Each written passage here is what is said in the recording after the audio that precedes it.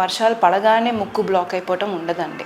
కొంతమంది ఎక్కువ అలర్జీస్ ఉన్న వాళ్ళు ఆల్రెడీ అలర్జీస్ వల్ల మనకి ముక్కులో ఉండే కండలు టర్బినెట్స్ అంటాం, అవి కొంచెం బల్జ్ అయి ఉంటాయి, ఉబ్బి ఉంటాయి. అలర్జీస్ ఉన్న వాళ్ళలో వర్షాకాలంలో ఎక్కువ అలర్జెన్ ఎక్స్పోజర్ ఉంటుంది. అంటే వర్షాలు పడంగానే చెమ్మ వల్ల కానీ చెట్ల నుంచి పోలెన్ కానీ ఎక్కువ ఉండే ఛాన్సెస్ ఉంటుంది. ఈ ఎక్కువ తడి వల్ల చెమ్మగా ఉండటం వల్ల బూజ్ లాగా మోల్డ్స్ అంటాము, అవి ఎక్కువ పెరిగే ఛాన్సెస్ ఉంటాయి.